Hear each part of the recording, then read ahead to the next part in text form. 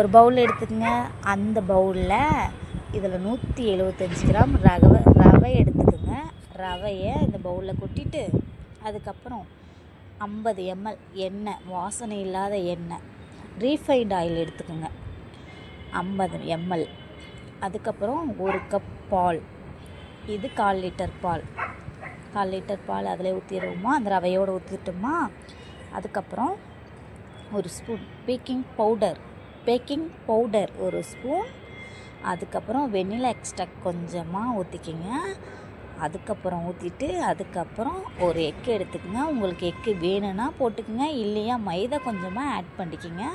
அதுக்கப்புறம் நம்ம ஊற்றி வச்சதெல்லாம் கையை விட்டு நல்லா கலக்குன்னு கலக்கிடுங்க. நல்லா கை விடாத கலக்கிட்டுருங்க. கையை விட்டு கலக்கணும். 1 ட்ராப் தூளுப்பு சேர்த்துக்குங்க. அதுக்கப்புறம் நான் நெய்யில் இந்த பவுலில் கொஞ்சமாக நெய் ஊற்றி நல்லா தடவி விட்டு வச்சுட்டேன். அதுக்கப்புறம் இந்த ரவையை நம்ம மிக்ஸ் பண்ணினதை தோசை மாவு பதத்துக்கு நல்லா கிண்டி விட்டுட்டு அதுக்கப்புறம் நம்ம எடுத்து வச்சுருந்த அந்த 4 பவுலில் இந்த ரவையை ஊற்றிடலாமா. ஊற்றிடுங்க. எனக்கு 4 கப்புக்கு கரெக்டாக இருந்துச்சு. உங்களுக்கு சின்ன பவுலாக இருந்தால் 6 கப் எடுத்து வச்சுக்கிங்க. அதுக்கப்புறம் நல்லா ஊற்றிட்டு கொஞ்சமாக, அதாவது 4 கப்புக்கு சரியாக இருந்துச்சு. உங்களுக்கு 1 கப்பாக இருந்தாலும் ஓகே.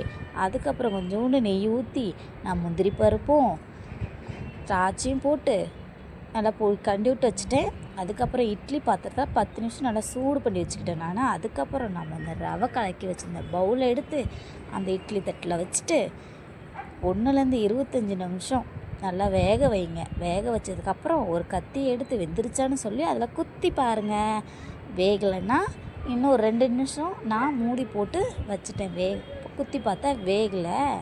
அதுக்கப்புறம் போடாப்பா நம்மளுக்கு என்னடா சோதனை அப்படின்னு சொல்லிட்டு கொஞ்சமாக மூடி போட்டுட்டு ஒரு 2 நிமிஷம் கழித்து ஓப்பன் பண்ணி பார்த்தேன்.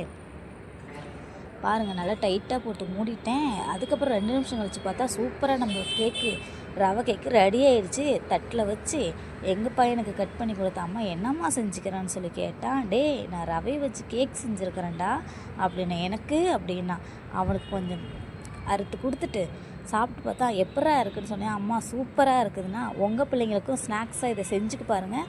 லைக் பண்ணுங்கள், ஷேர் பண்ணுங்கள், சப்ஸ்கிரைப் பண்ணுங்கள். இந்த கேக்கு எப்படி